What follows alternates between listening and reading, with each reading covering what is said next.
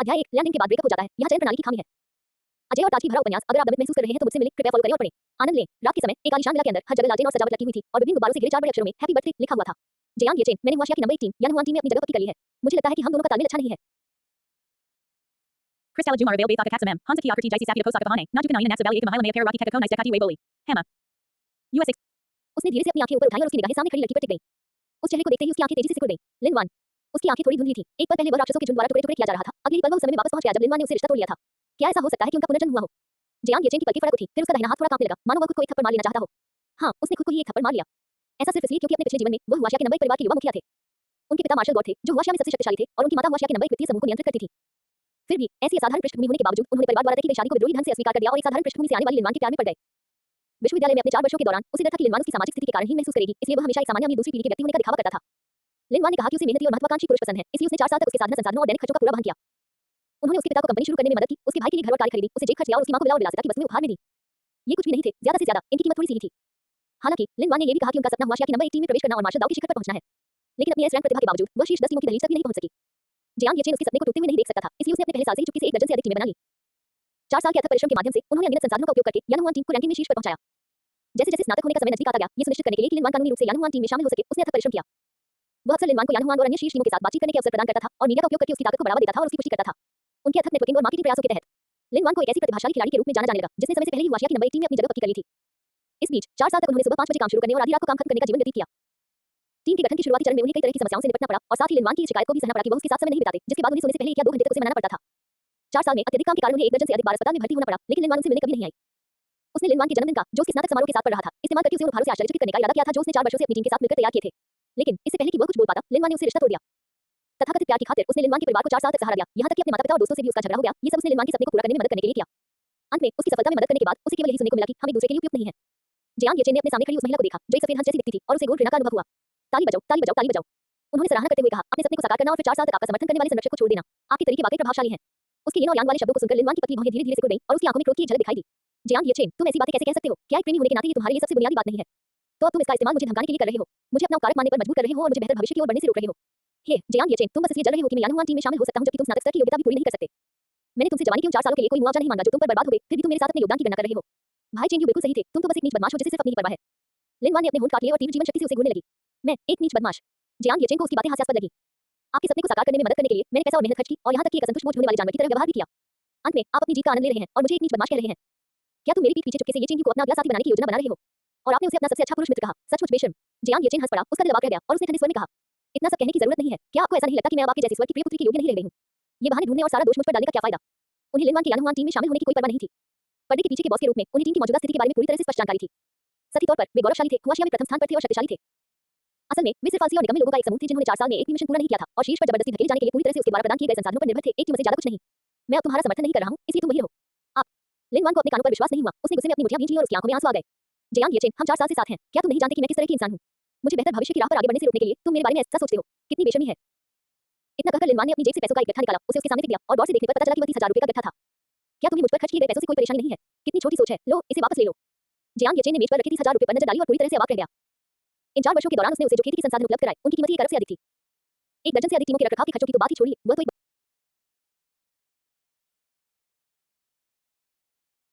उसे 30,000 1 दर्जन से अधिक टीमों के रखरखाव के खर्चों की तो बात ही छोड़िए, वह तो एक बहुत बड़ी रकम थी। उसे 30,000 का मुआवजा देना, आप तो वाकई कमाल के हैं। जयांग येचेन ने लिनवान के आंसू भरे चेहरे को देखकर ताना मारा, दिखावा करना बंद करो। क्या तुम इस तरह से मानसिक सुकून ढूंढ रही हो?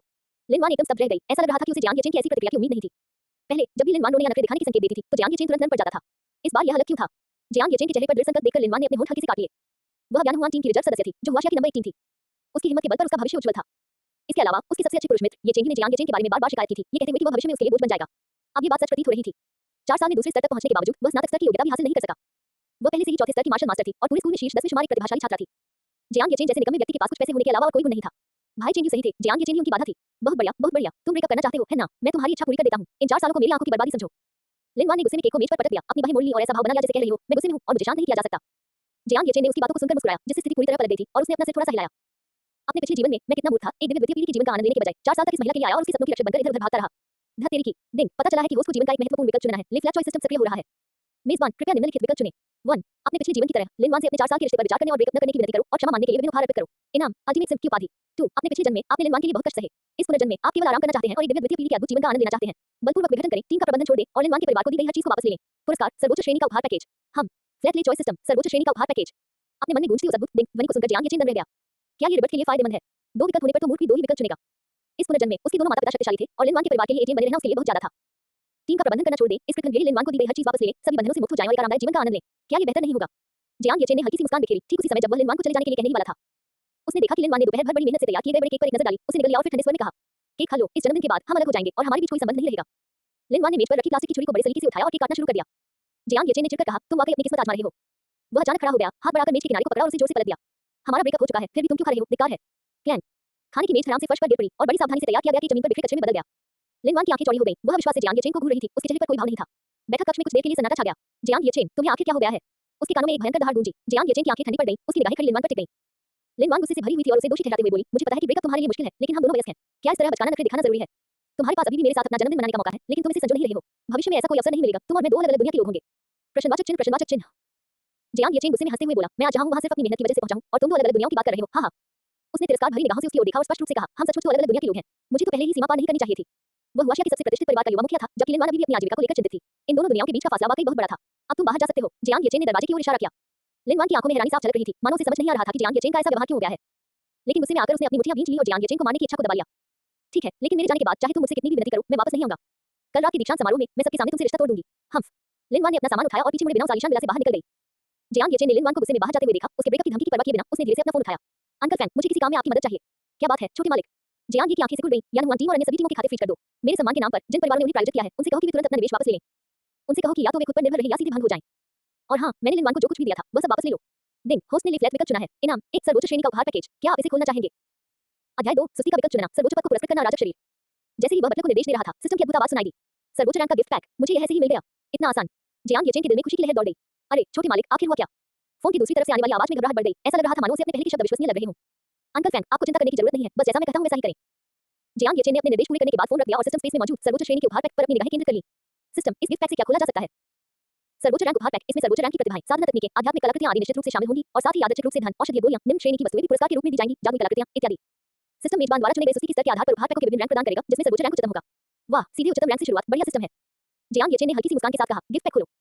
मेजबान को बधाई हो, उन्होंने प्राप्त किया कैस बॉडी सर्वोच्च रैंक 10 अरब निधि, 100 उच्च श्रेणी की रक्त ऊर्जा की गोलियां और 100 चतुर्थ रैंक जादुई कलाकृतियां। हैं, इतना ज्यादा? जियांग येचेन आश्चर्यचकित था, उसने सर्वोच्च पद के निश्चित पुरस्कार के बारे में सोचा भी नहीं था। जियांग परिवार के लिए 10 अरब की रकम कुछ भी नहीं थी, लेकिन कुछ छोटे परिवारों के लिए यह वो पैसा था जिसे वे जीवन भर में भी नहीं कमा सकते थे। हालांकि ब्लड की हुई पिल्स मार्शल आर्टिस्ट के लिए सबसे बुनियादी औषधीय गोलियों में से एक है, लेकिन उच्च श्रेणी की गोलियां बनाने में सक्षम कीमियागरों की संख्या बहुत कम है। चौथा स्थान जादुई कलाकृतियां अपेक्षाकृत आम है। इस दुनिया में हथियारों को 9 श्रेणियों में विभाजित किया गया है और 9वीं श्रेणी से ऊपर की किसी भी चीज को आध्यात्मिक कलाकृति कहा जाता है। हालांकि 100 टुकड़े भी करोड़ों रुपए के लायक हैं। अरे वाह, सर्वोच्च रैंक के गिफ्ट पैक में मिलने वाली रैंडम चीजें इतनी शानदार हैं। जियांग येचेन ने धीरे से अपनी नजर कैस बॉडी पर डाली और उसके परिचय पर क्लिक किया। कैस बॉडी सर्वोच्च श्रेणी, सर्वकालिक सर्वश्रेष्ठ काया, कैसे अंतर्निहित। इसे प्रमुख उपलब्धि तक विकसित करने से व्यक्ति सभी तकनीकों से प्रतिरक्षित हो जाता है और कोई भी निकट श्रेणी का हमला निरर्थक हो जाता है। नोट, मेजबान को आराम करने और जीवन की सुंदरता का आनंद लेने की सुविधा देने के लिए शरीर स्वतः ही विकसित होता है और प्रगति करता है, जिसके लिए मेजबान को कोई प्रयास करने की आवश्यकता नहीं होती है।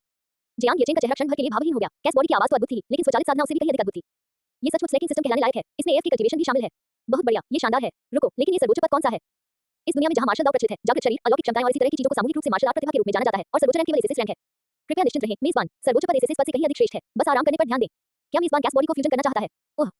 जियांग येचेन क्षण भर के लिए अवाक रह गया। उसके दिल में केवल वुकाउ शब्द ही गूंज रहा था। अपने पिछले जीवन में उन्होंने मार्शल आर्ट की एक प्रतिभा, ए रैंक दिव्य चेतना प्रबंधन को जागृत किया था। यदि उसने साधना पर ध्यान केंद्रित किया होता, तो भविष्य में उसके लिए एक दुर्लभ मानसिक ज्ञान मास्टर बनना पूरी तरह से संभव होता। हालांकि लिन वान को उसके सपने को पूरा करने में मदद करने के लिए उसके पास साधना करने का मुश्किल से ही समय बचता था। उनके सहपाठी और अन्य स्नातक या तो तीसरे क्षेत्र के अंतिम चरण में थे या अधिक प्रतिभाशाली लोग पहले ही चौथे क्षेत्र में पहुंच चुके थे। फिर भी वह द्वितीय लोक में ही फंसा हुआ था और हुआचू विश्वविद्यालय के स्नातक स्तर के मानक को भी पूरा करने में असफल रहा था। वह तो सबकी नजरों में बिल्कुल निकम्मा छोटा मालिक था। अंततः जागने और साधना करने के लिए कड़ी मेहनत करने के बाद भी वह केवल 5वें क्षेत्र के ग्रैंड मास्टर के स्तर तक ही पहुंच सका। लेकिन अब जबकि उसके पास एसएसएस रैंक से भी ऊपर का कैस बॉडी था, इसलिए मार्शल दाव के शिखर तक पहुंचना और मार्शल देवत्व प्राप्त करना पूरी तरह से संभव था। आखिरकार एसएसएस रैंक को जगाना मार्शल आर्ट की प्रतिभा ही किसी को अद्वितीय प्रतिभावान मार्शल आर्ट का दिव्य बीज कहलाने के लिए काफी थी। क्या वह प्रतियोगिता में सबको पूरी तरह से कुचल देगा? फ्यूजन, उनकी आवाज में थोड़ी उत्तेजना थी और वे लिविंग रूम की सोफे पर पालथी मारकर बैठ गए। क्षण भर में उसके शरीर के भीतर की आध्यात्मिक ऊर्जा अचानक उग्र हो गई और उसकी नसों में बेतहाशा दौड़ने लगी। उसके चारों ओर अचानक गहरे बैंगनी रंग की अराजक ऊर्जा प्रकट हुई, जो जीवित चीजों की तरह जियांग येचेन को अपने घेरे में ले रही थी। जैसे ही उसकी नसों में मौजूद आध्यात्मिक ऊर्जा का संपर्क अराजकता ऊर्जा से हुआ, वे ऐसे फट पड़ी मानो दो तारे आपस में टकरा गए हों। उसकी नसें पल भर में फट गईं और उसकी हड्डियों से कांच के टूटने जैसी काकक की आवाज निकली। लेकिन पल भर में ही अराजकता की शक्ति ने उसकी नसों को नया रूप दे दिया। उसके शरीर और हड्डियों का हर एक हिस्सा फिर से नया हो गया, मानो उसे करोड़ों बार पटका गया हो। जियांग येचेन के माथे पर सुनहरे पैटर्न दिखाई दिए और उनके दांतियां में अराजक ऊर्जा घूमने लगी, जो गहरे बैंगनी रंग के बहते प्रकाश में लिपटे एक भवन में बदल गई। उनकी मार्शल दाव स्तर की प्रगति भी तेजी से हुई और वे द्वितीय स्तर से ऊपर उठ गए। मार्शल आर्टिस्ट सीधे चौथे स्तर तक मार्शल मास्टर। जियांग येचेन ने धीरे-धीरे अपनी आंखें खोली और उनकी पुतलियों में हल्की तारों की रोशनी दिखाई दी। अपने पूरे शरीर में प्रचुर शक्ति का अनुभव करते हुए उन्हें अब लंबी रातों की थकान नहीं होती थी जो वे टीम का प्रबंधन करने में बिताते थे। केवल फ्यूजन ने ही मुझे चौथे क्षेत्र में प्रवेश करने की शक्ति दी। मार्शल आर्ट मास्टर, मेरे पिछले जन्म में मुझे इसमें पूरे 7 साल लगे थे। अगर ये बॉडी मेजर अचीवमेंट हासिल कर लेती है तो क्या मैं सबको मार नहीं डालूंगा। जियांग येचेन ने अपने पिछले जीवन को याद करते हुए संतुष्टि से सिर हिलाया। स्नातक समारोह में लिनवान ने रिश्ता तोड़ने का प्रस्ताव रखा। उसने बड़ी बेताबी से विनती की जिससे उसके परिवार और माता-पिता बेहद निराश हुए और उन्होंने उत्तराधिकारी का पुनर्चयन करने का फैसला किया। लेकिन उस समय उनमें ताकत की कमी थी और परिवार में उनके कई बड़े और छोटे चचेरे भाइयों ने उनके खिलाफ पूरी तरह से साजिश रच रखी थी। अब जबकि उसके पास कैश बॉडी थी, साथ ही पुनर्जन्म से मिली दूरदर्शिता भी, अगर वह थोड़ी और मेहनत करे तो उत्तराधिकारी का पद। एक मिनट रुको। जियांग येचेन अचानक जाग गया। ये ठीक नहीं है। मुझे थोड़ा आराम करना चाहिए। मैं इसके बारे में क्यों सोच रहा हूँ? जियांग येचेन ने बेबसी से मुस्कुरा दिया। जब तक वह सुस्ती बरतता रहेगा, सिस्टम उसे पैसा, साधना, संसाधन और प्रतिभा प्रदान करता रहेगा। इसके लिए लड़ने की क्या जरूरत है? जब समय आएगा तो मेरी मुट्ठी ही एकमात्र सबूत होगी। आज से जारी रखो। जियांग येचेन उठ खड़ा हुआ और उसने देखा कि सोफा उससे चिपकाई अशुद्धियों से ढका हुआ था। कुछ अशुद्धियां उसकी त्वचा पर भी चिपकी हुई थी, जिससे उसे असहजता हो रही थी। उसने सफाई के लिए एक नौकरानी को बुलाया और खुद मिला के बाथरूम में चला गया। बाथटब में लेटे हुए जियांग येचेन ने बस खुद को धोया, पूरी तरह से आराम महसूस किया, लेकिन फिर भी उसे लगा कि कुछ कमी है। आलसी जीवन ऐसा नहीं होना चाहिए। वह बाथरूम पहने बाहर निकला, उंगलियां चटकाई और नौकरानी की पोशाक में एक प्यारी सी नौकरानी आगे बढ़ी। युवक स्वामी, आपके क्या निर्देश हैं? क्या आपको मालिश करना आता है? जी हाँ, युवक स्वामी। जियांग येचेन बिस्तर पर लेट गया और अपने पैरों की ओर इशारा किया। नौकरानी तुरंत समझ गई, नीचे बैठ गई और अत्यंत गंभीरता से मालिश करने लगी। युवक स्वामी, क्या दबाव उपयुक्त है? थोड़ा और जोर से। हाँ हाँ हाँ, ये दबाव एकदम सही है। हिस, कितना आरामदायक है। जियांग येचेन ने आनंद से अपनी आंखें बंद कर ली। अन्य कुलीन परिवारों के वंशजों के लिए मौज मस्ती करना, शराब पीना, पैर धोना और मालिश करवाना पूरी तरह से सामान्य हो सकता है, लेकिन जियांग येचेन के लिए यह एक विलासिता थी। अपने पिछले जीवन में लिनवान के सपने को पूरा करने में मदद करने के लिए टीम के मामलों को संभालने के लिए भी उन्हें हर दिन आधी रात तक जागना पड़ता था। जब वो लौटा तो उसने या तो जल्दी से स्नान किया या फिर नहाने को पूरी तरह से छोड़ दिया और थकान के मारे सो गया। 4 साल में उन्होंने आज से पहले कभी ऐसी सेवा का आनंद नहीं लिया था। जियांग येचेन ने बड़े आराम से किसी से अपने लिए रेड वाइन मंगवाई और मालिश का आनंद लेते हुए उसे धीरे-धीरे पीते रहे। यही वह जीवन था जो दूसरी पीढ़ी के कुलीन वंशज को जीना चाहिए था। हालांकि कड़ी मेहनत करना बहुत अच्छा है, लेकिन आराम करना वास्तव में बहुत बढ़िया है। Knock knock knock. अचानक दरवाजे से तेजी से खटखटाने की आवाज आई और जियांग येचेन जम गया। अंदर आए। हल्के भूरे बालों वाला लेकिन चमकदार और जीवंत आंखों वाला बटलर दरवाजा खोलकर अंदर दाखिल हुआ। लेकिन जब उसने युवा मालिक को लाल शराब पीते और मालिश का आनंद लेते देखा तो उसका चेहरा स्वाभाविक रूप से जम गया। युवा मालिक को इससे पहले कभी यह शौक नहीं था। अंकल फैन, मैंने आपको जिन चीजों को संभालने के लिए कहा था क्या वे पूरी हो गई हैं? जियांग येचेन ने धीरे से लाल शराब का एक घूंट लिया। अंकल फैन ने आश्चर्य से भरे स्वर में प्रतिक्रिया व्यक्त की। युवा स्वामी, क्या आप सचमुच टीम को भंग करने और लिनवान को दी गई हर चीज वापस लेने की योजना बना रहे हैं? वह जानता था कि युवा मालिक लिनवान से बहुत प्यार करता था। उसके सपने को साकार करने के लिए उसने व्यक्तिगत रूप से 1 दर्जन से अधिक टीमों का प्रबंधन किया, जिससे वह इतना थक गया कि उसे अस्पताल में भर्ती होना पड़ा। इसके अलावा टीमों का समर्थन करने के लिए उसने अपनी मां को निगम से पैसे लेने के लिए मजबूर करने के लिए आत्महत्या की धमकी तक दी, जिससे जियांग ऑपरेशन के लिए वित्तीय समस्याएं पैदा हुई और 10 अरब से अधिक का नुकसान हुआ। इस घटना को दबाने के लिए मास्टर के पास परिवार के उच्च स्तरीय सदस्यों के साथ उत्तराधिकारी के पुनर्चयन पर सहमत होने के अलावा कोई विकल्प नहीं था। एक युवा मालिक जिसने लिनवान के लिए इतना कुछ किया, वह अचानक उसे सब कुछ वापस लेना चाहेगा जो उसने उसे दिया था। अंकल फैन, बस आगे बढ़िए और कर दीजिए। जियांग येचेन ने बटलर की उलझन को समझ लिया। अंकल फैन के चेहरे पर असमंजस के भाव दिखाई दिए। कुछ तो गड़बड़ थी, बहुत बड़ी गड़बड़। क्या उन दोनों के बीच अनबन हो गई थी? लेकिन जब पहले भी यंग मास्टर और लिनवान के बीच लड़ाई हुई थी, तब भी ऐसा नहीं हुआ था। उन्होंने एक पल सोचा और सलाह दी। युवा स्वामी, लिनवान को आपने जो कुछ भी दिया था उसे वापस लेना ठीक है, लेकिन आपको टीम को भंग करने के अपने निर्णय पर गंभीरता से पुनर्विचार करना चाहिए। परिवार ने उत्तराधिकारी का पुनर्चयन करने का फैसला किया है और आपके चचेरे भाई जियांग फैन ने गुप्त रूप से एक टीम बनाई है जो इस पद के लिए आपसे प्रतिस्पर्धा करेगी। अगर आप अपनी टीम को भंग कर देते हैं तो यह आपके लिए बहुत नुकसानदेह होगा। जियांग येचेन ने आंख भरी और धीरे से लाल शराब का गिलास नीचे रख दिया। अपने पिछले जीवन में ये चचेरा भाई जियांग फैन वास्तव में ऐसा ही था। उसने न केवल ऐसे रैंक प्राप्त कर ली थी, बल्कि वह प्रथम श्रेणी में भी पहुंच चुका था। उनमें मार्शल आर्ट की प्रतिभा तो थी, साथ ही वे स्कूल में भी उत्कृष्ट प्रदर्शन करते थे। बाद में उन्होंने जो टीम बनाई, उसने हुआशिया टीम लीग में चैंपियनशिप जीती और परिवार के वरिष्ठ सदस्यों द्वारा उसे बहुत सम्मान दिया गया। इस समय टीम को भंग करना वास्तव में दिन सुस्ती का विकल्प सक्रिय हो गया। पहला विकल्प, अपनी पिछली जिंदगी की तरह ही पूरी लगन और मेहनत से टीम का प्रबंधन करें, उत्तराधिकारी पद के लिए संघर्ष में भाग लें और अंततः बाहर हो जाएं। इनाम, बेहद घटिया की उपाधि। विकल्प 2, अपने पिछले जीवन में आपने टीम के विकास के लिए मानसिक और शारीरिक रूप से खुद को पूरी तरह थका दिया था। पुनर्जन्म होने पर आप उस दर्द को दोबारा अनुभव नहीं करना चाहते, इसलिए आप काम में ढिलाई बरतते हैं और टीम को भंग कर देते हैं। इनाम, निम्न स्तरीय काम में ढिलाई का उपहार पैक। विकल्प 3, हालांकि आपने अपने पिछले जीवन में टीम के लिए मानसिक और शारीरिक रूप से खुद को थका दिया था, फिर भी टीम की ताकत और रैंकिंग आंतरिक भ्रष्टाचार के मुद्दे को छोड़कर उच्च थी, इसलिए आप किसी ऐसे व्यक्ति को ढूंढते हैं जो आपकी जगह टीम का प्रबंधन करे जबकि आप जीवन का आनंद लेने पर ध्यान केंद्रित करते हैं। इनाम, सर्वोच्च रैंक लेकिन गिफ्ट पैक। अध्याय 3 टैंक करने का विकल्प सक्रिय करता है और आपको सर्वोच्च स्तर का शून्य सूत्र प्रदान करता है। हम कामचोरी करने का एक और विकल्प सामने आ गया है। जियांग येचेन ने तीनों विकल्पों को देखते हुए अपनी भौहें ऊपर उठाई। वह निश्चित रूप से पहला रास्ता नहीं चाहता था, पुनर्जन्म के बाद पुराना रास्ता कौन अपनाएगा? दूसरा वाला संभव था, इसे भंग करने से राहत मिलेगी। लेकिन 4 साल की कड़ी मेहनत के बाद 10 से अधिक टीमों में से केवल प्रथम स्थान पर रही हनुमान टीम ही आती थी और उसी के द्वारा बिगाड़ी गई थी। थंडर और आइस जैसी टीमें न केवल टीम रैंकिंग में शीर्ष 10 में शामिल थी, बल्कि उनके पास ठोस युद्धक क्षमता भी थी। अगर वह उन्हें सीधे भंग कर देता है तो यह उसके लिए नुकसानदेह होगा। इसलिए तीसरा विकल्प उनके विचारों के साथ पूरी तरह से मेल खाता था। उनकी ओर से टीमों का प्रबंधन करने के लिए किसी को ढूंढना। वह अपनी आराम पसंद जिंदगी जारी रख सकता था और साथ ही टीमों की भविष्य की उपलब्धियों का आनंद भी ले सकता था। यह एक तीर से दो निशाने साधने जैसा था। जियांग येचेन ने इनाम के विकल्पों को देखा और बिना किसी झिझक के तीसरा विकल्प चुना। निम्न श्रेणी और सर्वोच्च श्रेणी की तुलना करना बिल्कुल असंभव था। ठीक है अंकल फैन, उन्होंने अपना शराब का गिलास उठाते हुए हिलाते हुए कहा, कैसा रहेगा अगर टीमें भंग न हो? ये सुनकर अंकल फैन के तनावपूर्ण चेहरे पर तुरंत नमी आ गई। 4 वर्षों में तैयार की गई टीमों ने उल्लेखनीय परिणाम हासिल किए। न केवल शीर्ष क्रम की हनुमान टीम को बल्कि शीर्ष 10 में 3 अन्य टीमों को भी शामिल किया। उत्तराधिकार की लड़ाई में ये युवा स्वामी का अंतिम तुरुप का पता होगा। यदि हाथ से निकल गया तो युवा स्वामी को देर सवेर परिवार द्वारा त्याग दिया जाएगा। बहुत खूब, बहुत खूब, वह उसे मनाने में कामयाब हो गया। हालांकि मैं अब हनुमान टीम को किसी भी प्रकार का समर्थन नहीं दूंगा, उन्हें अपना बचाव खुद करना होगा। अन्य टीमों के लिए मैं किसी ऐसे व्यक्ति को ढूंढूंगा जो मुझे उनके प्रबंधन और संचालन में मदद कर सके। लेकिन युवा गुरु के अगले शब्दों ने उनके चेहरे को सख्त कर दिया। युवा स्वामी, यह आपकी सबसे उत्कृष्ट टीम है जिसे आपने 4 वर्षों के समय, प्रयास और अनगिनत संसाधनों से तैयार किया है। क्या आप सचमुच अब इसका प्रबंधन नहीं करने वाले हैं? छोटी लड़की के बारे में क्या? लिनवान, वह बहुत हैरान था। युवा गुरु के साथ रहने के कारण वह किसी और से बेहतर जानता था कि युवा गुरु ने हनुमान टीम को शीर्ष पर पहुंचाने के लिए कितना प्रयास किया था। और इस सब प्रयास का कारण लिनवान को मध्य चीन की शीर्ष टीम में शामिल होने के अपने सपने को पूरा करने में मदद करना था। उनका अचानक प्रबंधन बंद करने का निर्णय उन्हें बहुत हैरान कर गया। जहां तक टीमों के प्रबंधन में मदद करने के लिए किसी को ढूंढने की बात है तो उन्हें कोई आपत्ति नहीं थी, क्योंकि युवा मास्टर द्वारा टीमों का प्रबंधन वास्तव में बहुत तर्कसंगत नहीं था। जियांग येचेन ने शराब का एक घूंट लिया। उसकी चिंता मत करो, जैसा मैं कहता हूं वैसा करो। ओह ठीक है युवा स्वामी। तो युवा स्वामी ने टीमों का प्रबंधन करने के लिए पहले से ही एक उम्मीदवार ढूंढ लिया है। जियांग येचेन ने थोड़ी देर सोचा, फिर सिर हिलाया। हम क्या मेरी कोई मंगेतर नहीं है? वो काफी अच्छी है। आह अंकल फैन फिर से असमंजस में पड़ गए। युवा स्वामी, क्या आपको युवती से डर नहीं लगता था? लिनवान को पहले गलतफहमी हो गई थी और आपने मिसू से दूरी बनाए रखी थी। वो तो पहले की बात है। जियांग येचेन ने थोड़ी अधीरता से हाथ हिलाया। चाचा फैन, बस मेरी बात मानिए। अंकल फैन के मन में कई सवाल थे, लेकिन युवा मालिक स्पष्ट रूप से अधीर हो रहे थे, इसलिए उनके पास अपने सभी संदेहों के साथ कमरे से बाहर निकलने के अलावा कोई विकल्प नहीं था। जियांग येचेन शराब पीते हुए मसाज का आनंद ले रहा था। अपनी मंगेतर का जिक्र करते हुए वह अपने पिछले जीवन की यादों में खो गया। उनकी मंगेतर दूसरे दर्जे के परिवार, सुपरिवार की युवा युवती थी, जिन्होंने एसएसए श्रेणी की मार्शल आर्ट प्रतिभा को जागृत किया था और मध्य चीन की शीर्ष प्रतिभाशाली छात्रा और कैंपस की सबसे खूबसूरत लड़की थी। सु परिवार के मुखिया और उनके पिता महाप्रलय के युग से ही जीवन मरण के साथी रहे थे। दोनों परिवारों के बीच संबंध पहले बहुत अच्छे थे, लेकिन जब से उसने अपना मानसिक संतुलन खो दिया और लिनवान के प्यार में पड़ गया, तब से रिश्ते में दरारें आने लगी। अपने पिछले जीवन में उसे डर था कि लिनवान सु लिन के साथ उसके रिश्ते को गलत समझ लेगी, इसलिए उसने उसे सगाई तोड़ने के लिए मजबूर किया, लेकिन उसने इनकार कर दिया। इसलिए उसने उसके साथ ठंडा व्यवहार करना शुरू कर दिया, कभी-कभी उसे डांटता और पीटता भी था, लेकिन वह विचित्र रही और लगातार उसे खुश करने की कोशिश करती रही। स्नातक समारोह तक ऐसा नहीं हुआ था जब सु लिन ने लिनवान को सबके सामने उसे रिश्ता तोड़ते हुए देखा, जिससे वह पूरे स्कूल में हंसी का पात्र बन गया। उसकी प्रतिष्ठा वापस दिलाने में मदद करने के लिए उसने पूरे स्कूल के सामने उसे अपने दिल की बात कह दी। लेकिन उस समय वह लिनवान के प्रति इतना आसक्त था कि उसने सार्वजनिक रूप से उसे थप्पड़ मार दिया।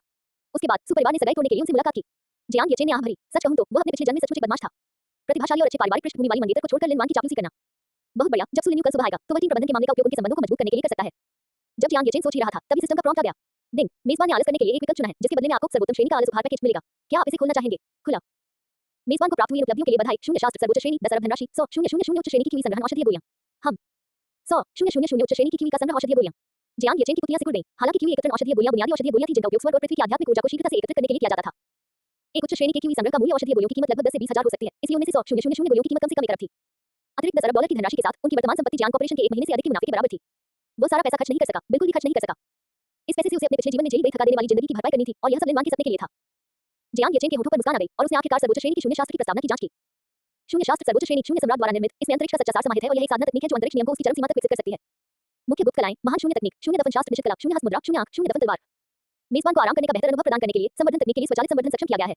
जियांग येचेन अवाक रह गया। इस आरामदेह प्रणाली से मिलने वाले पुरस्कार सचमुच आश्चर्यजनक थे। मार्शल आर्ट साधना तकनीकों को स्वर्ग, पृथ्वी, गहन और पीली श्रेणियों में वर्गीकृत किया गया था, जिनमें से स्वर्ग श्रेणी से ऊपर की तकनीकों को दिव्य श्रेणी कहा जाता था, जो केवल वर्तमान युग के मार्शल देवताओं के लिए ही सुलभ थी। और यह सर्वोच्च श्रेणी का शून्य शास्त्र निस्संदेह दैवीय श्रेणी से कहीं अधिक श्रेष्ठ अस्तित्व था। खेती की तकनीकें। इसके अलावा खेती की तकनीकों में जब समय का अभाव होता है तो स्थान ही सर्वोपरि होता है। समय और स्थान आधारित संवर्धन तकनीकें सबसे उच्च कोटि की थी और साथ ही साथ इन्हें विकसित करना सबसे कठिन भी था। लेकिन स्वचालित खेती वाली कृषि तकनीक के लिए इसका क्या महत्व था? जियांग येचेन ने सिस्टम की जमकर तारीफ की। शानदार। वॉइस स्क्रिप्चर और कैस्ट बॉडी के साथ स्नातक समारोह के बाद स्नातक मूल्यांकन, उसके सहपाठियों और परिवार की नजरों में बर्बादी का दृश्य सभी को चौंका देने वाला होना चाहिए। रुको, मुझे आश्चर्य की कोई जरूरत नहीं, मैं तो बस आराम करना चाहता हूं। जीवन का आनंद लेना ही सब कुछ है, प्रतिस्पर्धा मेरे बस की बात नहीं है। कभी-कभार दिखावा करके जीवन में थोड़ा आनंद लाना ठीक है, लेकिन मेहनत करना तो संभव ही नहीं है। युवा मालिक, क्या आपको एसेंशियल ऑयल से पीठ की मालिश करवानी चाहिए? नौकरानी की मधुर आवाज सुनाई दी। जियांग येचेन ने सिर हिलाया, अपना शराब का गिलास नीचे रखा और करवट बदल ली। आनंद लेते हुए उन्होंने सिस्टम के व्यक्तिगत पैनल पर नजर डाली। मेजबान जियांग येचेन। क्षेत्र चौथा क्षेत्र पहला चरण। ची और रक्तमान 10,000 अंक। मानसिक ऊर्जा 2000 हर्ट्ज। प्रतिभा दैवीय चेतना प्रवर्धन, अराजक शरीर स्वचालित साधना प्रगति 0.4%, लघु उपलब्धि के लिए 20% तक पहुंचना। साधना तकनीक शून्य शास्त्र स्वचालित साधना प्रगति 0%, आरंभ करने के लिए 20% तक पहुंचे। नोट, वर्तमान स्वचालित खेती की गति 1% 5 घंटे है, जो खेती की कठिनाई के आधार पर बाद में उचित रूप से कम हो जाएगी। वाह, इस अद्भुत पैनल को देखकर जियांग येचेन विस्मयबोध से भर उठे। एक चौथा क्षेत्र मार्शल मास्टर की अधिकतम ची और रक्त का मान 5,000 अंक था और मानसिक ऊर्जा 1,000 अंक थी। प्रारंभिक अवस्था में भी उनका मान से दोगुना था, जो वास्तव में सर्वोच्च श्रेणी की प्रतिभा के योग्य था। और यह स्वचालित साधना गति हर 5 घंटे में 1%, जिसका अर्थ है कि वह शून्य शास्त्र प्राप्त कर सकता है। आरंभ करना और अराजकता शरीर लगभग 4 दिनों में एक छोटी सी उपलब्धि। इतनी तेजी से ये जानना जरूरी है कि स्वस्थ स्तर की साधना कर रहे एक ऐसे श्रेणी की प्रतिभाशाली व्यक्ति के लिए भी यह संभव है। इस खेती तकनीक को शुरू करने में 1 या 2 साल लग सकते हैं। ये तो अच्छी बात है। अगर लोग ची, रक्त और मानसिक ऊर्जा में भी स्वतः साधना की सुविधा हो तो और भी बढ़िया होगा। मैं सच में मेहनत नहीं करना चाहता। मेजबान की सुस्ती भरे विचारों को भांपते हुए स्वचालित साधना क्रिया क्षेत्र ची और रक्त और मानसिक ऊर्जा को कवर करेगी। कृपया मेजबान सुस्ती के मार्ग का पालन करें और एक सुखद जीवन का आनंद लें। जियांग येचेन मुस्कुराया, ये सिस्टम भरोसेमंद है। और क्या कहना बाकी है, अब आराम करने का समय है। उसने सिस्टम पैनल बंद किया, अपनी आंखें बंद की और एसेंशियल ऑयल से हो रही पीठ की मालिश के आराम का आनंद लिया। लिनवान यानहुआन टीम उत्तराधिकारी विवाद। जियांग येचेन ने इशारा किया, इससे उसका क्या लेना देना है? अध्याय 4, चाहे कुछ भी हो जाए, यानहुआन टीम और लिनवान घबरा रहे हैं। मध्य चीन, यानहुआन टीम प्रशिक्षण आधार। रात काफी ढल चुकी थी, लेकिन हॉल में तेज रोशनी थी और बॉलरूम से मधुर संगीत की धुनें गूंज रही थी। अभी पहुंचे अंकल फैन रुक गए, उनकी भौहें तन गई और उन्होंने बॉलरूम की खिड़की से बाहर देखा। उसने यानहुआन टीम के सदस्यों को लाल ज्वाला के निशान वाले वर्दी पहने देखा, जिनमें से प्रत्येक के साथ एक महिला शाम के गांव में थी और वे संगीत की धुन पर सुरुचिपूर्ण ढंग से नृत्य कर रहे थे। किसी टीम को इस तरह का व्यवहार नहीं करना चाहिए था। अंकल फैन ने अपनी बाहें मोड़ ली और उनका चेहरा गुस्से से लाल हो गया। आप सभी को टीम रैंकिंग में शीर्ष पर पहुंचाने के लिए युवा मालिक ने मैडम को मजबूर किया कि वह निगम से पैसे लेकर आप सभी का समर्थन करें। उन्होंने उत्तराधिकारी होने की अपनी पहचान तक त्याग दी और फिर भी तुम पर जीवी लोग रात रात भर जश्न मना रहे हो। इसमें कोई हैरानी की बात नहीं कि छोटे मालिक ने आपके सारे संसाधन बंद कर दिए, आप इसके हकदार थे। वो तुरंत अंदर नहीं आया, बल्कि उसने यानहुआन टीम के कप्तान जियांग फैंग और कप्तान लिन जेनहान की ओर देखा, जो पास ही एक सोफे पर बैठे महंगी लाल शराब पी रहे थे। सातवें क्षेत्र के मार्शल टीम के रूप में उनकी श्रवण शक्ति के कारण उनकी बातचीत बिल्कुल स्पष्ट थी। कैप्टन, बॉस की गर्लफ्रेंड परसों ड्यूटी पर आ रही है, हमें उस दिन उसका भव्य स्वागत करना चाहिए। लिन जेनहान ने अपने शराब के गिलास को हिलाते हुए और पैर मोड़कर कैप्टन जियांग फैंग की ओर देखा। दूसरे ने हल्के से सिर हिलाया, उसके होठों पर मुस्कान थी। आखिरकार वह हमारी कमाई का मुख्य स्रोत है। लिनवान से संबंध होने के कारण बॉस यानहुआन टीम में और भी अधिक निवेश करेंगे। हमें उसका शानदार स्वागत करना चाहिए। लिन जेनहान सोफे पर पीछे झुककर हंस पड़ा। हे, अच्छा हुआ कि हमारा बॉस इतना प्यार में पागल है, वरना यानहुआन टीम आज इस मुकाम पर नहीं होती। जियांग फैंग ने कोई स्पष्ट जवाब नहीं दिया। पिछले 4 वर्षों से वे अपने बॉस का इस्तेमाल अपनी प्रेमिका लिनवान के सपनों को पूरा करने के लिए कर रहे थे, जिससे उन्होंने काफी धन अर्जित कर लिया था। विला, आलीशान कारें और मशहूर घड़ियां तो उनके लिए आम बात थी। उनका जीवन बेहद खर्चीला हो गया था। वे केवल सबसे बेहतरीन होटलों में ही ठहरते थे, केवल सबसे महंगी शराब ही पीते थे। लेकिन वह चापलूस बॉस पूरी तरह से लिनवान पर ध्यान केंद्रित किए हुए था और उनकी फिजूल खर्ची की उसे कोई परवाह नहीं थी। अब जब तक वे लिनवान यानी इस मुनाफे के स्रोत पर नजर रखते रहेंगे, उनका जीवन और भी अधिक परिपूर्ण हो जाएगा। हे, मैंने सुना है कि बॉस की मंगेतर सु परिवार की छोटी बेटी है। मुझे आश्चर्य है कि लिनवान में ऐसा क्या आकर्षण है कि बॉस ऐसी मंगेतर को छोड़ने के लिए मजबूर हो गया। लिन जेनहान ने सिर हिलाया। वह एक मूर्ख है। अगर मैं मालिक होता तो सबसे शक्तिशाली परिवार सु परिवार की बेटी को छोड़कर साधारण पृष्ठभूमि से आने वाली लिनवान की चापलूसी करना ये सरासर पागलपन होता।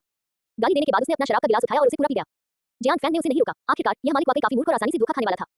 वह शराब पीने और अपने विलासितापूर्ण जीवन का आनंद लेने ही वाला था। थप्पड़। लेकिन अगले ही पल उसके बगल से एक बेहद स्पष्ट थप्पड़ की आवाज सुनाई दी। टकराना।